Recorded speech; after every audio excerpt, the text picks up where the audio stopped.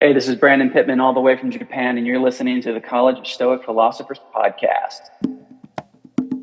Welcome to the College of Stoic Philosophers podcast, a podcast dedicated to exploring the applied philosophy of traditional Stoicism. The College of Stoic Philosophers is an online school founded in 2008. We at the college endeavor to educate all who would be Stoics and Stoic philosophers who aspire to the good life within the world community.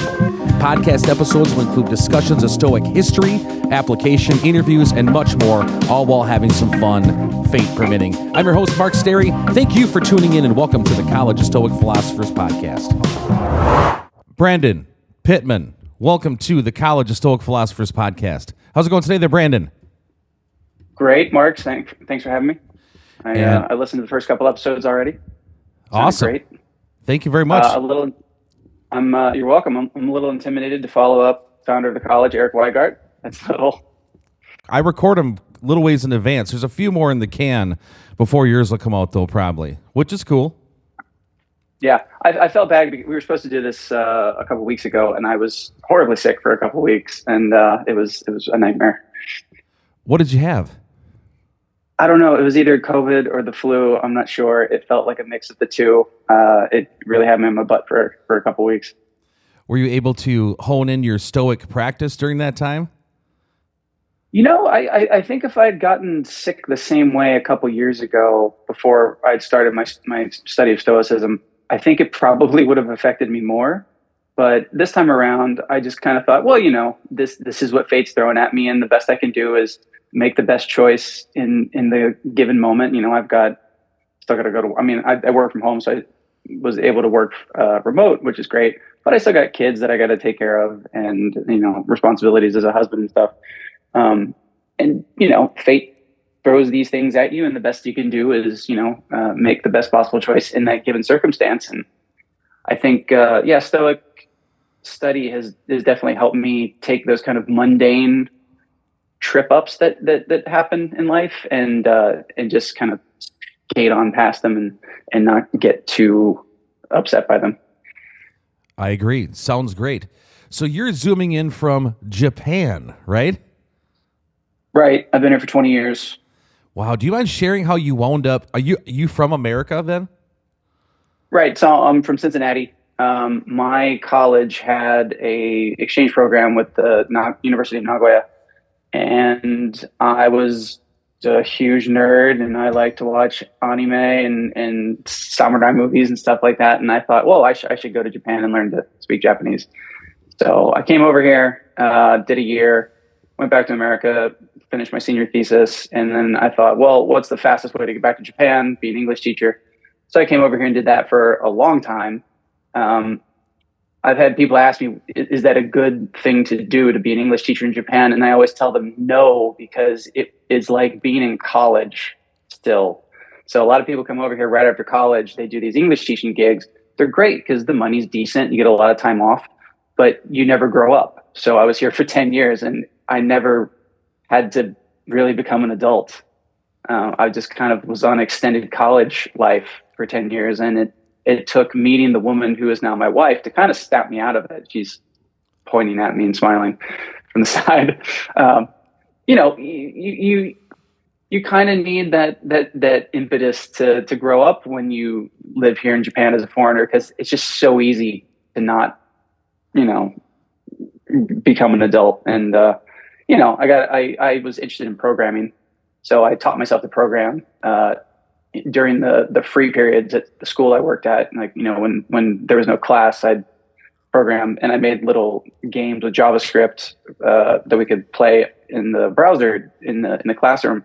And I played these little games that I made with the kids. And then one day I thought, well, I should really just make this my job. And then I got a job as a programmer. And you know, I grew up.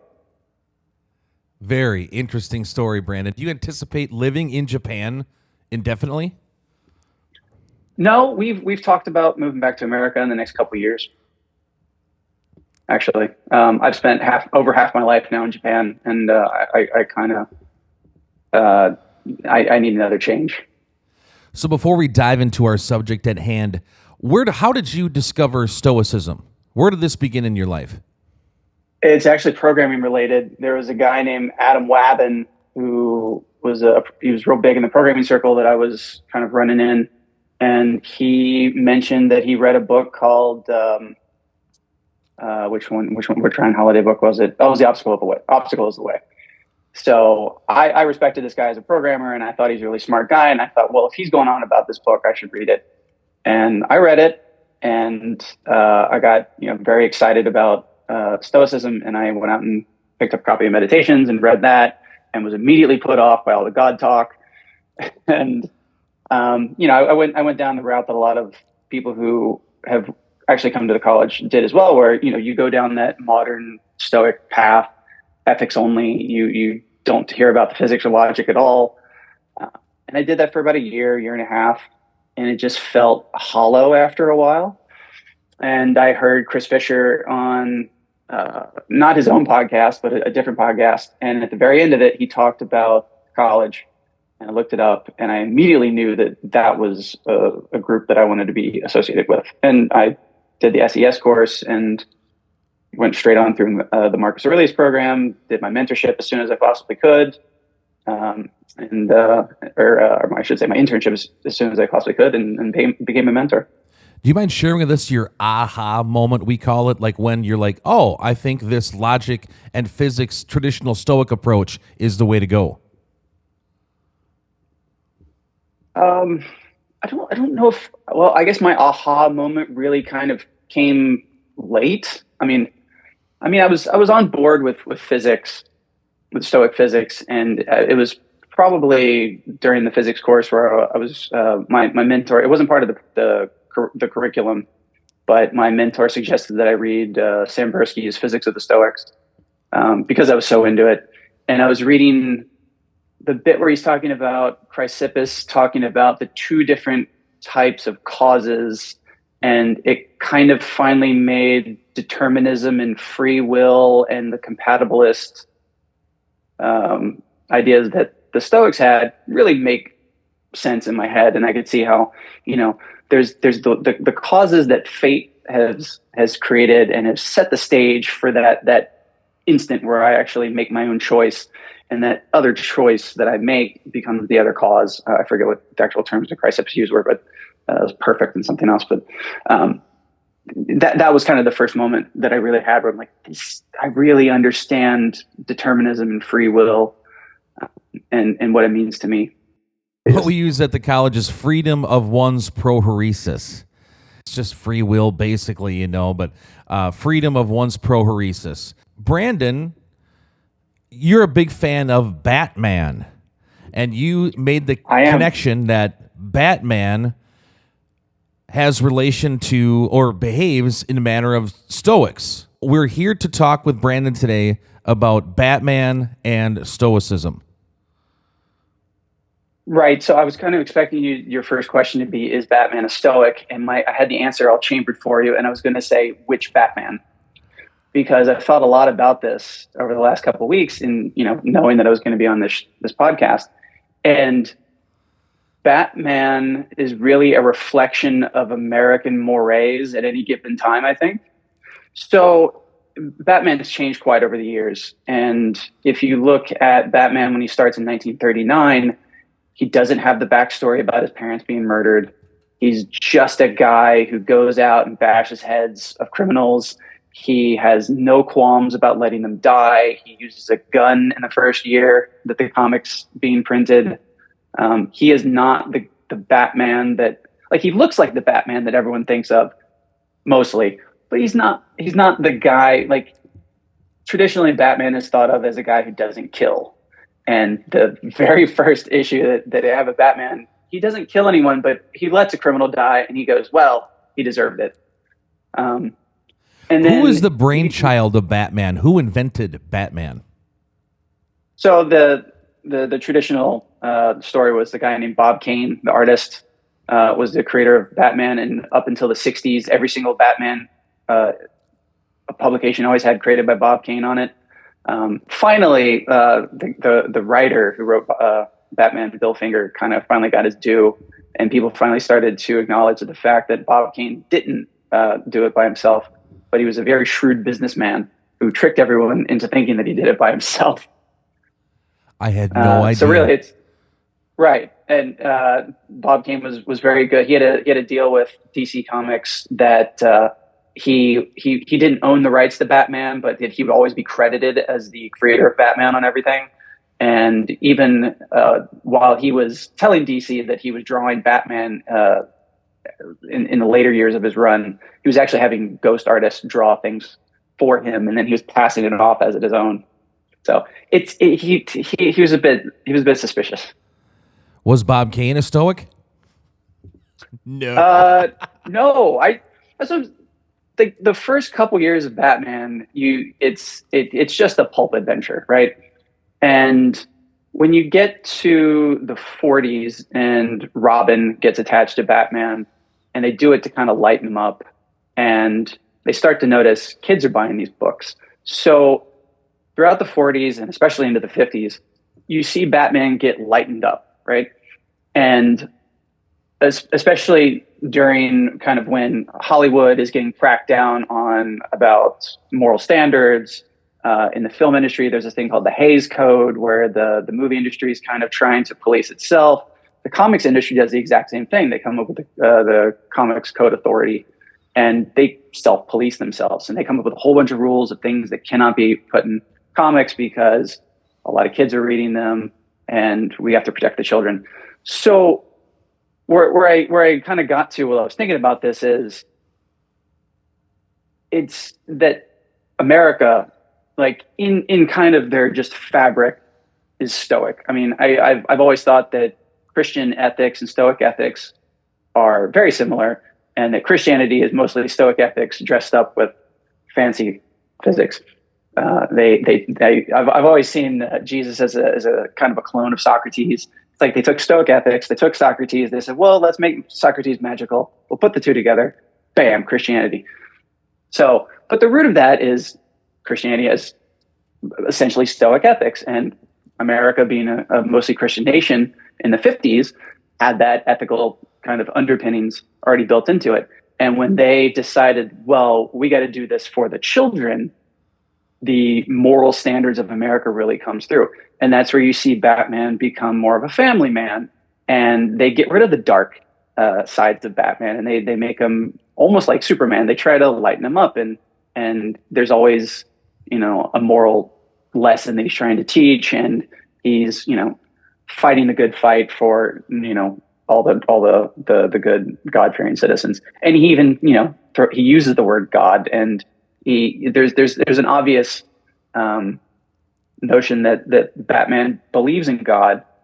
They don't, they just assume it's the Christian God, I think. But there's whatever America's morality was at the time, that was Batman.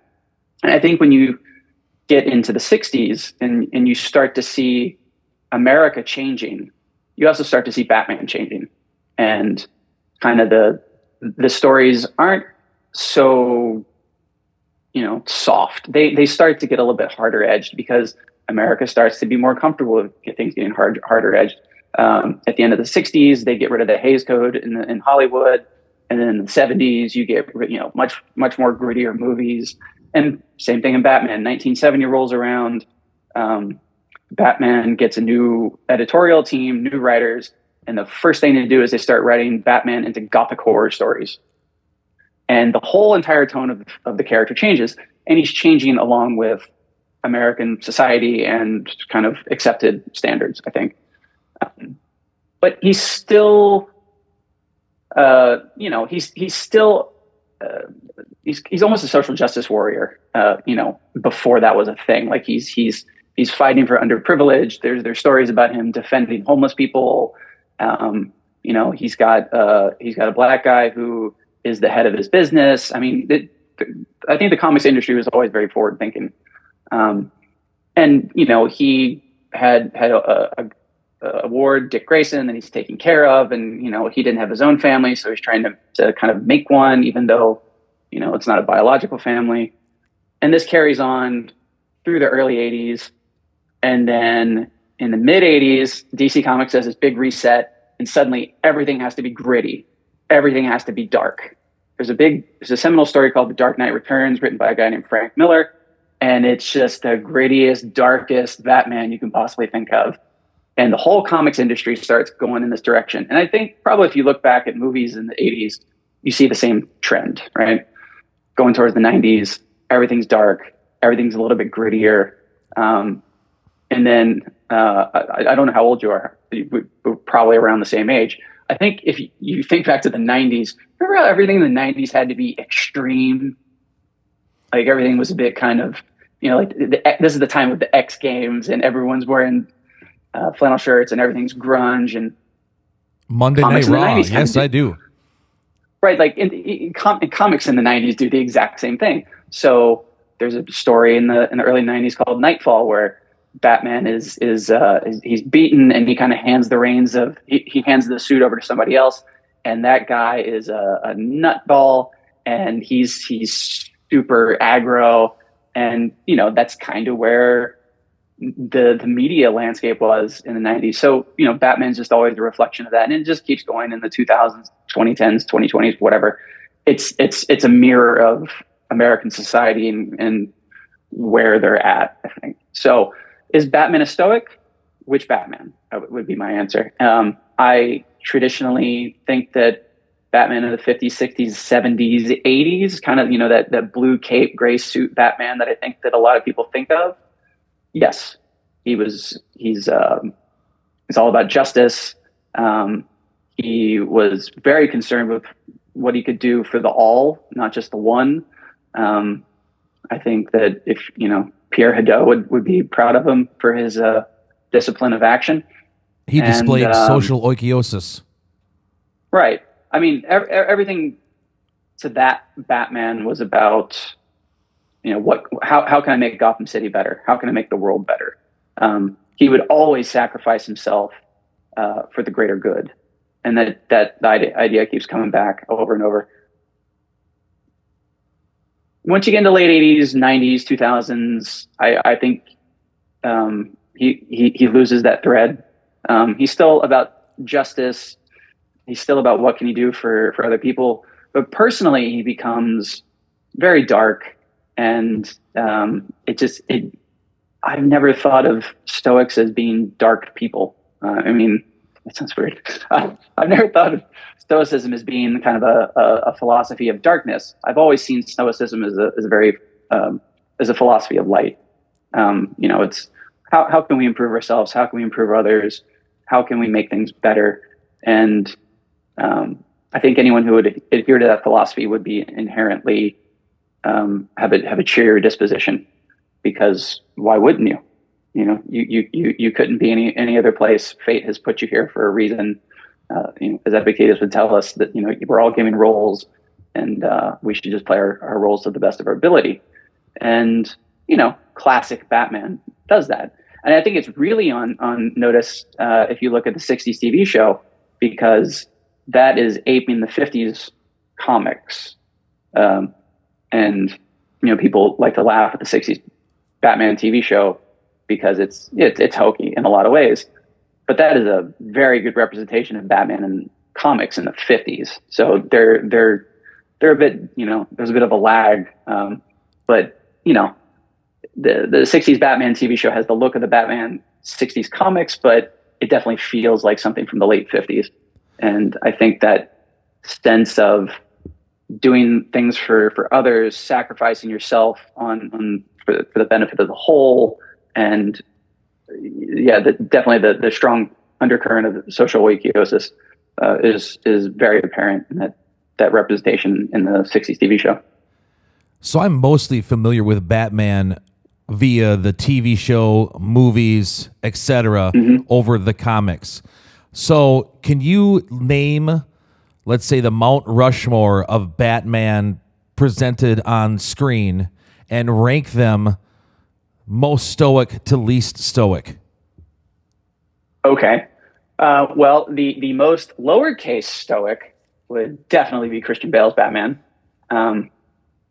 He's extremely stoic with the lowercase s. I would actually say uppercase S stoic would probably be Adam West from the 60s TV show. He existed during a time when morality was sense of having a sense of morality was very important to people, and that really comes through. And then I'd have to say Christian Bale's in the middle, because I think actually Michael Keaton Batman, which for me, when I was 6 years old and that 1989 Batman movie came out, and to me forever, that will be the Batman when I think of it in my head, because I was 6 years old when it came out. He's the least stoic of all because he kills. If you watch Batman 89, he does. In Batman 89 and Batman Returns, he kills a lot of people. They don't show it, but he straps a bomb to somebody and then throws them down into the sewer. They're dead. He drops a guy off a roof. They're dead. That is just not what Batman is supposed to do. And Ben Affleck's Batman and Batman versus Superman, same thing, kills people.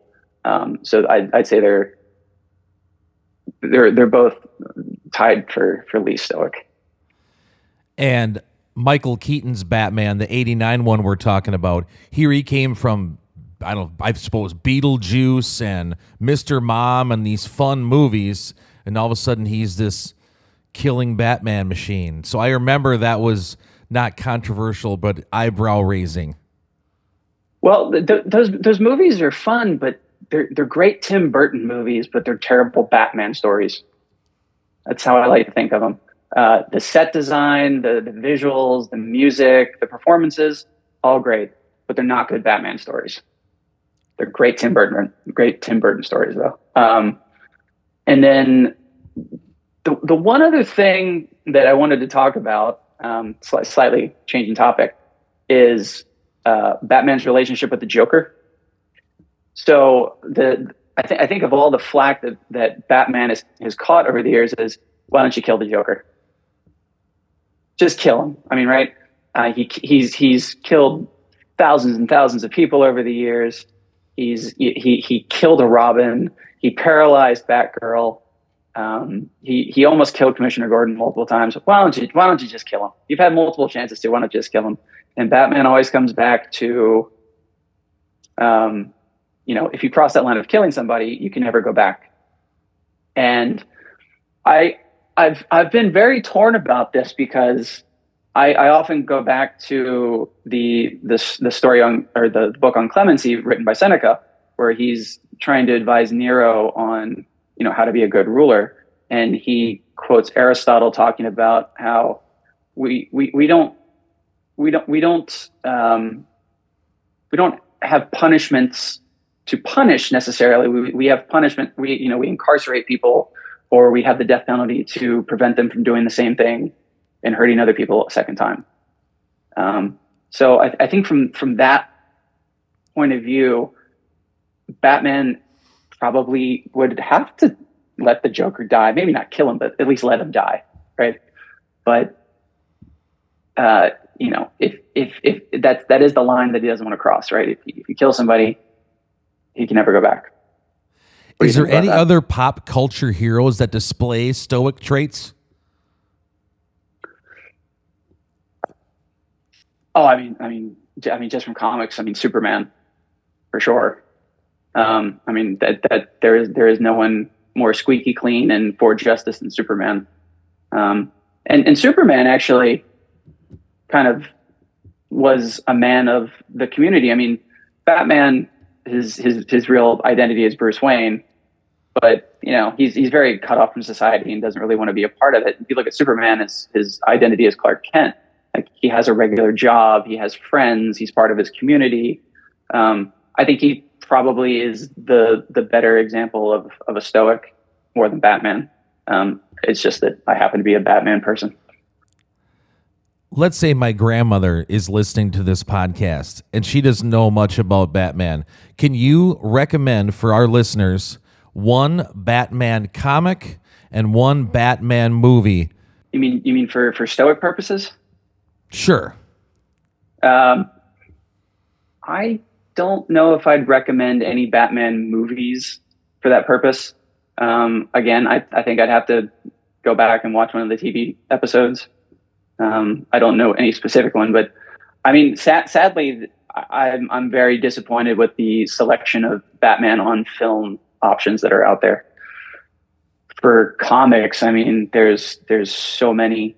Probably the best Batman story ever is probably one called The Long Halloween. It takes place over 13 issues. It's very early in Batman's career, and you get to see all of the different villains that are associated with him. It's kind of just a tour de force, like everything you ever wanted to see from Batman. There it is in one story. Thank you for tuning in to the College of Stoic Philosophers podcast. Please visit thecollegeofstoicphilosophers.org for information on the college, e-journal, and course offerings. Till next time, pro cop time.